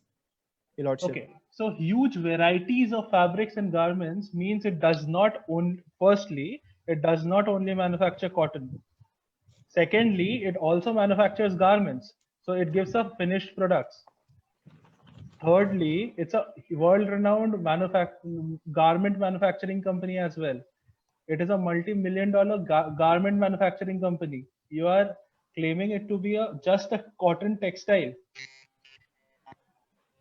Your Lordship, the first question that you asked, that the company in question also deals with garments. It is a contention of the council that the company dealing in garments does not mean that the company should be considered as having several distinct units. People should be considered as one single composite unit, and therefore every person employed in this composite unit must be considered as an employee of the cotton textile. I'm not talking about a composite unit or a variety of units. I'm talking about the things they are manufacturing. They are manufacturing variety of fabrics and garments. I am talking about that. I'm Yes, not Your talking Lordship. about the composite unit fact. When it is manufacturing different garments and different fabrics, you cannot just call it a cotton textile industry and so that to claim that the strike was illegal. Your Lordship, the case the council cited a few minutes before, that is Krishna Veni Textile Mills versus Assistant Labor Commissioner. In that case also, Krishna Veni Textile Mills, they also deal with not only cotton textile, Your Lordship, they also deal with several other fabrics also. In that case also, the company was was considered to be a public utility service. Is Your it, Lordship, is within it the meaning of provided in the Section 2. judgment? Is it provided in the judgment? Your Lordship, the judgment says, the court says that that the company, that the textile mill is a public utility service, Your Lordship. It's just that. No, I'm not asking that. I'm asking the facts of the judgment. I'm asking whether the judgment provides, specifically mentions that the company in question actually manufactures more fabrics than one. That is what Your I'm Lordship, asking. Your Lordship, the council is not aware of that, but since as a company name suggests textile mills, so it is reasonably presumed. You are again similar to the petitioner side. You are again basing your arguments on assumptions and surmises. Your Lordship, in arguendo, even if you Okay, assume tell me how many judge bench was that judgment? Your Lordship, that was a judgment by the Madras High Court, and It's not even a precedent council then. would take. It's just a reference, Your Lordship. If Your Lordship may You're please. citing it as if it is a precedent. So I do not I cannot agree with your assumption that I will not take it as a precedent. It is not a precedent. We are the Supreme Court sitting here. You are quoting a Madras High Court judgment. Your Lordship, that was Your Lordship, that was just in the support of the arguments made, and not just that. Schedule 1 of the, as Your Lordship stated a few minutes earlier, Schedule 1 also says that cotton textile is a public utility service, and since I agree. I agree that cotton textile is a public utility service. I absolutely agree with that point. But I do not agree that your company is just a cotton textile mill. Can you prove that your company is just a cotton textile mill? According to me, you cannot, because the proposition clearly points out that it is a fabric and garment manufacturing company which manufactures various kinds of fabrics and garments. Your Lordship, in arguendo, even if you assume that the company in question is not a public utility service, and that means that the strike in question is legal, even then the strike undertaken was unjustified. And as per the precedent set by the court, the strike should be both legal and unjust. Yes, Your Lordship. Okay, so come to page number 6 now. Yes, Your Lordship. Page number 6. Come to page number 6 of a memorial 2.2. Strike undertaken by the employees of the PPL is illegal. Right? Yes, Your Lordship. Yes, Your Lordship. Fourth line, section 22(1). Yes, Your Lordship. So is it the complete section, or you have just quoted the half section? Your Lordship, no, it's not the complete section. Correct. So what is the complete section? Because I'll read it for you. I'll read it for you. What you have written. Section 22, clause 1 provides that no person employed in public utility service shall go on a strike in breach of a contract without giving to employer notice of strike within 6 weeks before striking. That is half. That is just half. There is more to it. And what are the more things? It talks about 14 days as well. So suppressing the facts and then coming here is itself is a huge wrong. Like I said, it's a blatant error. Okay? So they say the act says that 6 weeks time or 14 days. And what I read from the facts is that they have given a notice, because the section does not mean a formal notice. They have given a notice, and after 20 days they went on a strike. So the strike was legal. Your Lordship, it is stated in the moot proposition that the employees have not given prior notice, Your Lordship. So it will not be considered within the. Tell me where it is provided in the moot proposition. Tell me. Yes, Your Lordship. First, come to the point. Whether did you suppress the section? Did you just quoted your own part of the section, which will be helpful for you, or did you quote the entire section? Just tell me that, and then we'll go to the other question. Your Lordship, the council did not do it intentionally, and in ignorance. The council seeks Your Lordship's ignorance. You can seek ignorance, apologies, and then okay, not an issue. Yes, my learned brother Shorajit had something to ask. So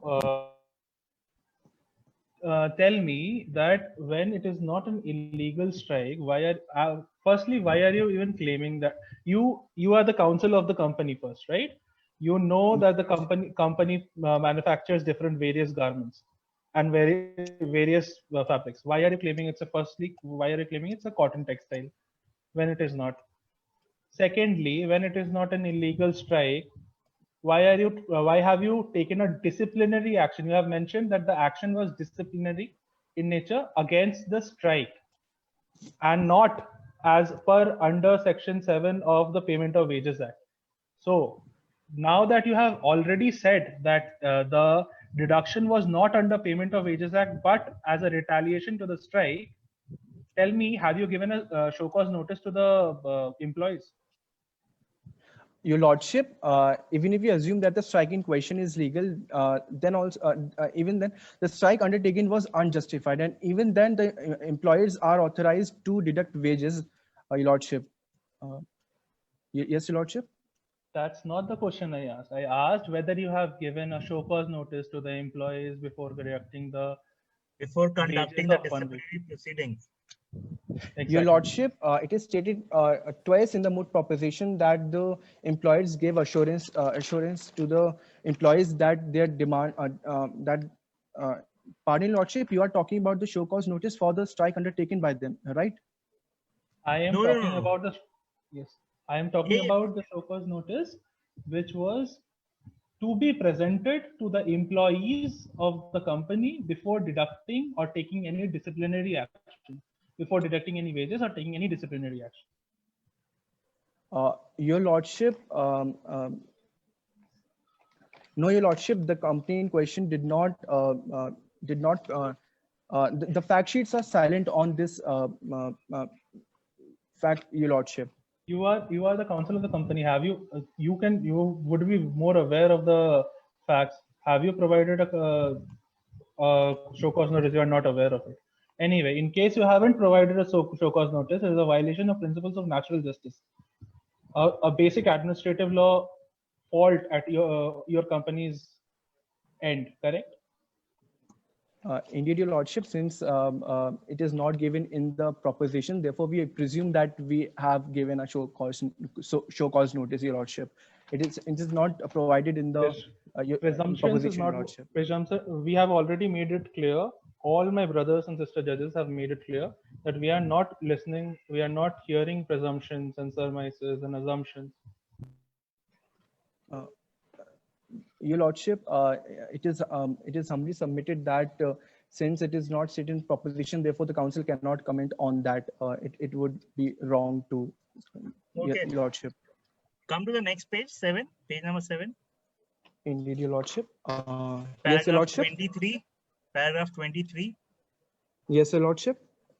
So you stand by your statement mentioned on paragraph 23? Yes, Lordship. On the contention, since your Lordships are not accepting that contention, therefore the council would not stick to that.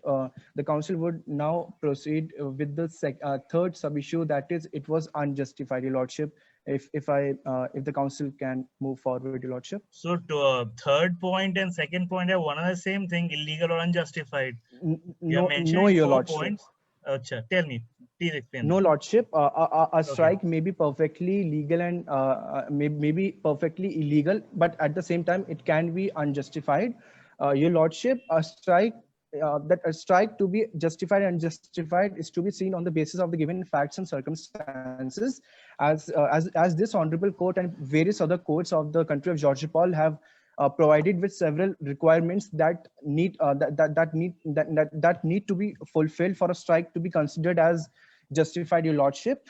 These are that the strike launched should be for economic demands, and these economic demands should be prima facie reasonable, and the strike launched should be urgent, and the strike should not be taken in haste. It is my humble submission before this court that the strike in question is not in compliance with these requirements, and therefore the strike should be adjudged as unjustified. The reason for that. So we will take it one by one. You have given us 4 pointers. We will take it one by one. Indeed, Your Lordship. Indeed, Your Lordship. One by one. The first pointer you mentioned was it is not prima facie reasonable. At a haste. Okay, let's move from the haste point. The strike should not be taken on a haste, correct?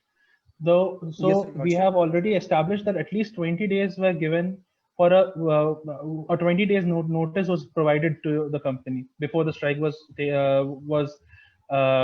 strike took place. So we can already assume that the strike was not taken on a haste.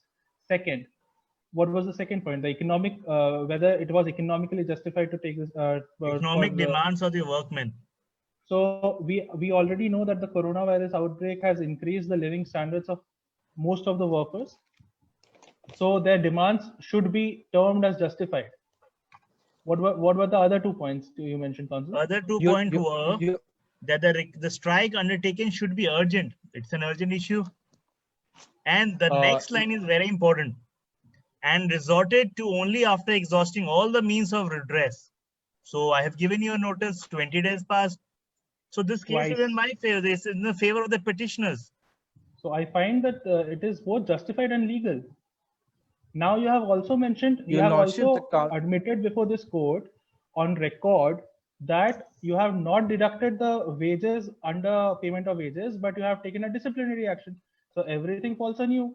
You have to show that you have Your Lordship, taken all the principle of natural justices. Council, do you the have council any will answer all your questions.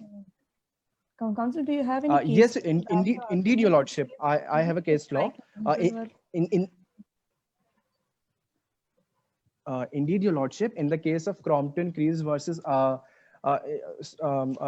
in the case of Crompton Creeves versus its workmen, the Supreme Court held that for workers to be entitled to strike pay, the strike in question should be should be both legal and justified, Your Lordship.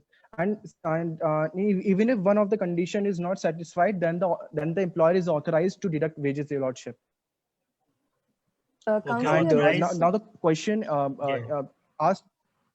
Council, we have just proved we have just Yes, discussed Your that it's Lordship. legal and justified. So if you're contending that if a No, Your situation where Lordship, the council. Council, we have just discussed it, that You it's want to legal say we and haven't justified. discussed that it is legal and justified? Your Lordship, we have discussed that strike in question is legal or not, but the council begs to differ that the strike in question was unjustified. It is that the strike in question was justified. It is perfectly it is unjustified, Your Lordship. It is a contention of the or it is a contention we of the refuse to council, take that and the council contention. would like to substantiate this point. Yes, indeed, Your Lordship. Please try to The council will substantiate. answer all the questions that Your Lordship imposed. Council, Yes, I'll ask yes, you- Your Lordship. I'll ask First, you the point whether- that the Council, listen. Are you aware about a Yes, case for law Lordship. called Syndicate Bank versus Umesh Nayak, a 1995 judgment, Indeed, Your Lordship. constitution bench judgment? Are you aware about that case? Indeed, Your Lordship. What was Yes, the fact of Lordship, the case? council is aware What was held in of the that case? judgment. Your Lordship, the Honorable Court dealt with the apparent conflict of opinions expressed in the Crompton Crease Limited versus its workmen and the Bank of India versus T.S. Kelawala judgment. So basically, what the Supreme Court held that in the case of T.S. Kelawala, the question of whether the strike was justified or not was not raised, and therefore the further questions whether the employees were entitled to wages if the strike is justified was neither discussed nor answered. And since the question whether the employees was not this was the main that's what Supreme Court dealt in this case, Your Lordship. Please elaborate. Your Lordship, if you are satisfied. Please Should the elaborate. council repeat, Your Lordship? Council, please Indeed, Your elaborate. Lordship. Basically, yes, Your Lordship.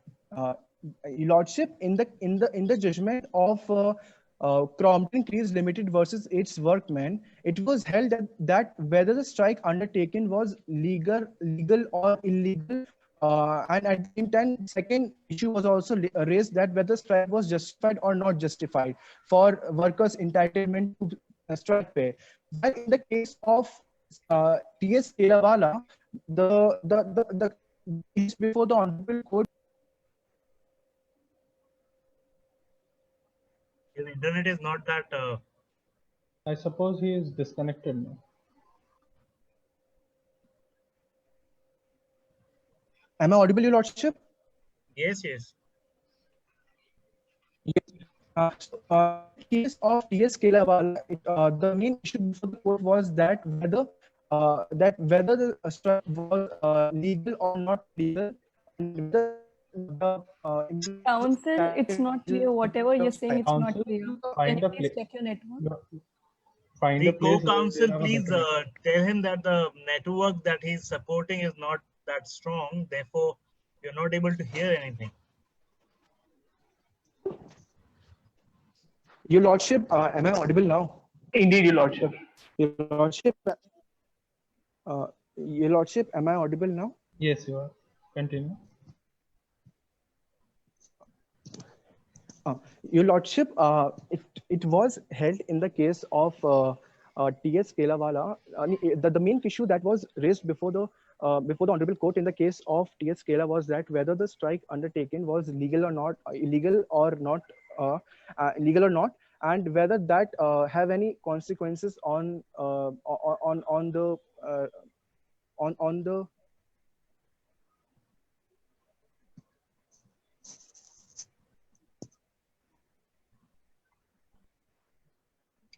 Okay, I guess the time is up for them. So let's. Your Lordship, am I audible now? So I've connected with the Wi-Fi, Your Lordship. Now there will be no problem. There will be no So problem. you connected now with the Wi-Fi? Your Lordship, I just rushed into my neighbor's house for the Sorry, Oh, Lordship, for the brilliant. Then inconvenience. switch on the video as well. Your Lordship, Very nice, I very nice. I can see the dedication. Very nice, very nice. Okay, so please continue. Your Lordship, it is given the main issue that was raised before the court in the case of T.S. Kelawala was that whether the strike undertaken was legal or not. The court did not dealt with the issue of that whether strike undertaken was justified or not. While in the case of Crompton Creeves Limited versus its workmen, both the issues were raised. Therefore, and this apparent conflict was dealt by the Supreme Court in the case of Syndicate Bank versus K. Naik case, Your Lordship. Very well. And what was held at the end of the case? Your Lordship, it was held that if the strike in question is legal and justified, then the employer is authorized to then the employer is authorized to pay for the strike for the period the employees went on strike, Your Lordship. Very well. So we have already held that it was justified and No, Your legal. Lordship, I was coming to that. The council was coming to that point, and the council requests Your Lordship to substantiate. I would like to substantiate In fact, the Umesh Nayak case also mentions that even in case the strike is legal and justified, the employer may deduct the wages on the basis of Payment of Wages Act. However, you have already put on record that you haven't taken that step, but you have taken disciplinary. No, Your Lordship, we also contend from Payment of Wages Act that employer has authority that it possesses authority from Payment of Wages Act also. The council would like So to basically, contend you are on that. going back on your also. word and you are contradicting yourself right now. The council seeks Your Lordship's ignorance, but the council did not Lordship remember. is ignorant. Sorry, You're Lordship, speaking my if you understood some. Lordship, the council said that the. No, we got your point, council. We got your point because it's a legal and illegal and unjustified strike, so we have a right to deduct their salary. So we'll take that point Indeed, from you. Your Lordship. So from where, on what part Yes, can you Your deduct Lordship. salary? Disciplinary proceeding or under Payments of Wages Act? It is contended before this honorable court that the employer possesses right from both. Correct. I take your from right. Payment of Wages Act, Your Lordship, section Payment 7 of Wages mentions. Act. Yes, Your Lordship, Payment So of Wages Act. Payment of Wages Act and the fact talks about disciplinary proceeding. Aren't they contrary to each other? No, Your Lordship, for No, it's section not 7, contrary. Okay, clause. No, Lordship. I seek Lordship. I would like to contend on that. Your Lordship, for section 7, subclause 2, subclause B, that says absence from duty to be invoked. The absence should be unjustified, and since should be unjustified, and since the strike in question was unjustified, therefore it can be well said that the absence was unjustified, and again, therefore arguing for the wrong purpose. You have just said that since we have held that the absence was justified. You are again arguing for you are not helping your case. I think we should we should ask him to wrap it up. conclude. Yeah. We should ask him to conclude. You Indeed, conclude in a minute with prayers. Indeed, Your Lordship. Indeed. So it is submitted before this honorable court that the action of PPL to deduct the wages of the employees of PPL is perfectly legal, and it gets authority from Payment of Wages Act under section 7, and also since the strike was unjustified, and therefore according to the precedents set by this honorable court, the employer is liable. The employer is authorized to deduct the wages.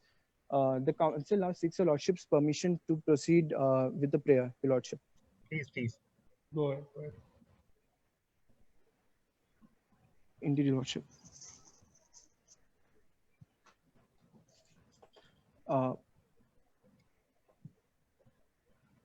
Wherefore it is prayed in light of the issues raised, arguments advanced, and authorities cited, that this honorable Supreme Court may be pleased to hold that that the petition filed by the Employees Association of PPL is not maintainable. The strike in question was unjust, uphold the employer's action of deduction of wages for the period of strike, and declare the orders and advisories issued by the government as constitutionally invalid, and pass any other order, direction, or relief that it may deem fit in the best interest of justice, fairness, equity, and good conscience. For this act of kindness, the respondent shall duty bound forever pray. So Much if you obliged, just Your mention Lordship. in your prayers that dismiss the petition filed by the petitioner, it must have served all the purpose, I guess.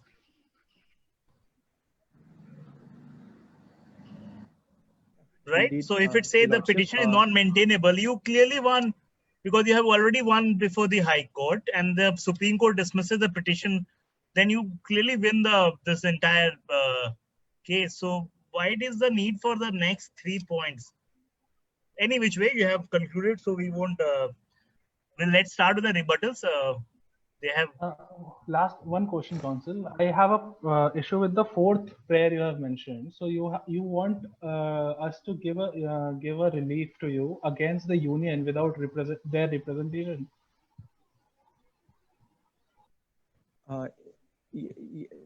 Your Lordship, this issue was dealt by my co-counsel, and as he substantiated in his arguments that the government order was invalid, and therefore we are here requesting Lordship to please. Without representation, no order can be passed. Your Lordship, it's the discretion is on. So basically, it's your discretion, Your So Lordship. basically, the fourth point of your prayer is out of the window. The second point, we have already decided it's not illegal and unjust. Your Lordship, the council begs to defer. The council still stick to its point that stick to the his striking stance. Very question nice. was Very unjust, nice. not It should just. always stick to a stand. Any which way. Let's start with the rebuttals now.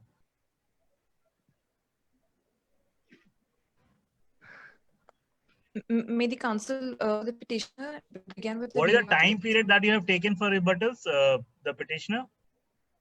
Your Lordship, 2 minutes max. Fine, because 2 minutes, both the parties will be given. Okay, please start. Your Lordship, may the much obliged, Lordship. Your Lordship, firstly, the counsel contend that the Counsel, your voice is mentioned not about. clear. Your Lordship, give me a minute. I'll reconnect. Connecting to the Wi-Fi? Your Lordship already connected to the Wi-Fi. Just give me a minute. So you switch off your camera and then say it will be like your bandwidth will be easier.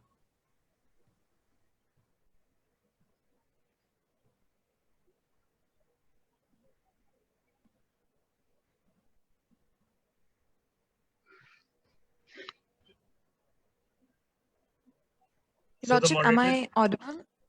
Yes, you're audible. May I now begin with the rebuttals? Much obliged, Your Lordship. Your Lordship, the counsel would like to firstly contend that as it was stated by the respondent, that the petitioner has not exhausted all the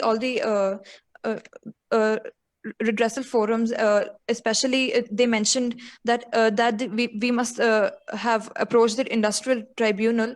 Your Lordship, this council begs to differ, as the industrial tribunal hasn't been approached because the Industrial Disputes Act has stated that the disputes has not stated that the disputes must be put forth the industrial tribunal. It is just an option, and the petitioners approached the labor commissioner and found it fit to approach the labor court. And once the petition was dismissed, there, Your Lordship, only the HC and the SC, that is the Supreme Court, has precedence over the dismissal which was given by the High Court. Therefore, the argument of the respondents that we must have approached the industrial tribunal falls flat. Secondly, Your Lordship, the council would like to contend that PPL is not a public utility service, because a public utility service is one which, which is very important for the society. If it does not, Your Lordship, if PPL does not exist in the market, there are many options there are many options available for the customers of PPL. It is just a commercial company manufacturing garments. Therefore, Your Lordship, in inference of this contention, their contention of Section 22 also falls flat, as Section 22 will not be applicable in this case, and rather they should have used Section 23 of the IDA, which they failed to do, and wherein it has been already established by the bench that the strikes were legal and justified. Your Lordship, the council would now like to point to the bench that in paragraph number 28, on page number 8 of the memorial of the respondents, they have mentioned the went on a strike in haste. Your Lordship, the employees had informed them about their demands 20 days prior, firstly. Secondly, Your Lordship, for the reference of this court, it was held in F.W. Hilgers and Company versus employees that any leniency shown by the management in solving the disputes or even in considering them is an unfair labor practice, and the firm or the employer immediately becomes liable. The council would lastly like to point it out to the bench that on page number 12, para 43, the respondent mentioned that the Disaster Management Act does not have an overriding effect over the IDA, while under the same issue in paragraph number 46 on page 13, they said that they contended that the pandemic is out of their control, and therefore the Disaster Management Act would override the IDA. Your Lordship, the respondents have failed to make themselves clear, and their issue is not at all clear as into what they want to contend, and it doesn't support their argument. Therefore, the council now rests the rebuttal and the case. May the council leave the stand? Much obliged, Your Lordship. Am I audible and visible? Yeah. The council, my able opponent talked about clarity. My able opponent is not even clear about how they're approaching the Honorable Supreme Court. Since the clarification was released 10 days before the submission of memorial, then therefore it is no excuse that they have changed all of a sudden their jurisdiction. First of all, the counsel for petitioner would like respondent would like to point this out. Also, it is their argument that the fundamental rights of the employees have been violated by the employer does not stand, because we are not a state. My client is not a state, and fundamental rights can only be claimed against the state. It is further contended before this honorable court that 20 days that the strike was definitely went on the haste. My company has a history of being has a policy of satisfaction of employees always comes first with my company. And since it is a very big company, 20-day period is not a big thing.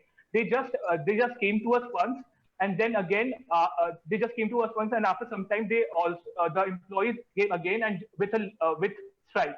They did not give us enough time, and hence it is contended that our contention that it was in a haste stance.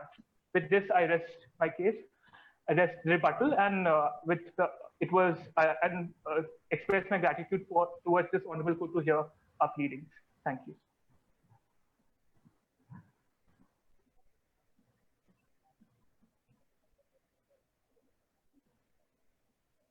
Thank you, esteemed judges, for your time and effort, and thank you, teams. The judges are kindly required to give their marks through the Google form, the link of which is provided in the document sent to them and the group. It was great to have the judges on the panel. Thank you. Thank you. Thank you.